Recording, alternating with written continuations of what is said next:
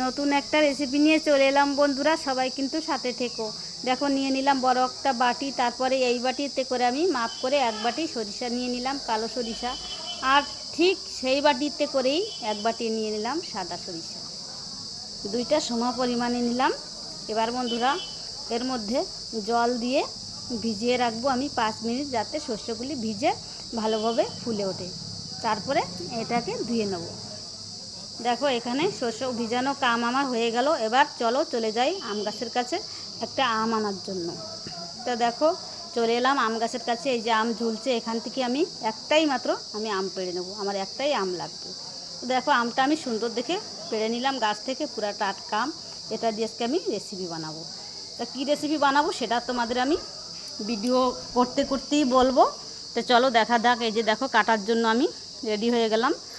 আর আমটা ছেলে সুন্দরভাবে এইভাবে কিন্তু আমি কেটে নিয়েছি। এই যে দেখো ঠিক এইভাবে পিস পিস করে সুন্দরভাবে আমগুলি কেটে নিয়েছি।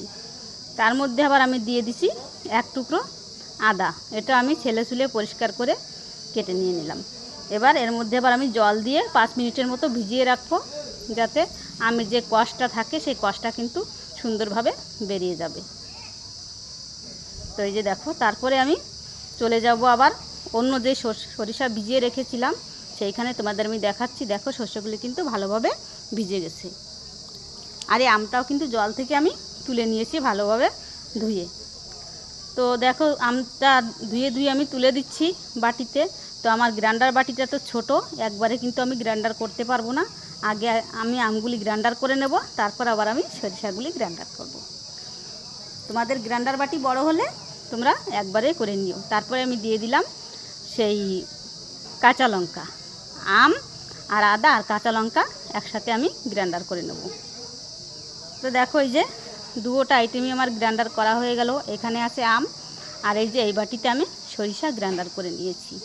তো এইভাবেই কিন্তু এটা তৈরি করতে হবে। চলো এবার দেখা যাক আমি কি করছি। তোমরা দেখো আমি একটা কড়াই নিয়ে নিলাম, পরিষ্কার কড়াই। তার মধ্যে দিয়ে দিলাম কিছুটা আন্দাজ করে জল। তার ভিতরে দিয়ে দেবো একটুখানি হলুদ গুঁড়ি, তারপরে দিয়ে দিলাম আন্দাজ করে লবণ। এবার একটু ঘুটে দিয়ে দেবো, তারপরে একটু ছেড়ে দেবো যাতে এই জলটা ফুটে ওঠে। তো দেখো জলটা ভালোভাবে কিন্তু ফুটে উঠেছে। এবার আমি সেই বেটে রাখা আমগুলি দিয়ে দিচ্ছি। এই যে দেখো দিয়ে একটু নেড়ে চেড়ে নিতে হবে জলের সাথে, যাতে ভালোভাবে মিশে যায়। অল্প একটু নেড়ে চেড়ে নিলাম। তার মধ্যে এবার দিয়ে দেবো আমি সেই সরিষা বাটা। সরিষা বাটাগুলিও সব দিয়ে দিয়ে তারপরে আমি অল্প একটু নেড়ে চেড়ে আবার মিশিয়ে নেব। তো এইভাবে বন্ধুরা তোমরাও কিন্তু রেসিপিটা বানিও ঘরে। এই যে দেখো ভালোভাবে এটা ফুটে উঠেছে। সেই জলের সাথে সরিষা, আম, লবণ, হলুদ, আদা, কাঁচা লঙ্কা সব দিয়ে দিয়েছি।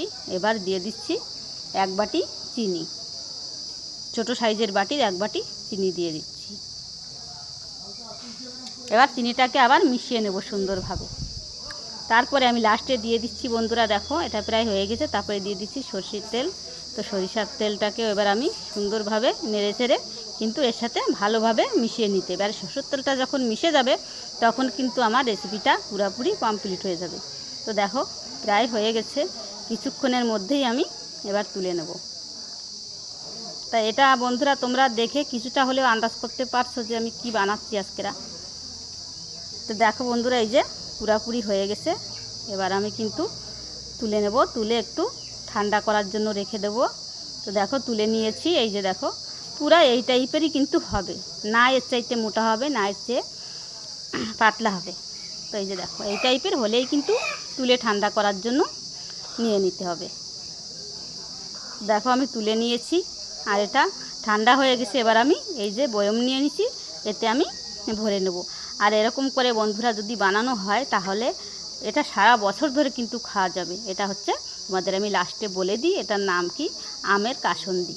তো আম দিয়ে আজকে আমি কাসুন্দি বানালাম। এই যে দেখো দুইটা বয়মে ভরে নিলাম।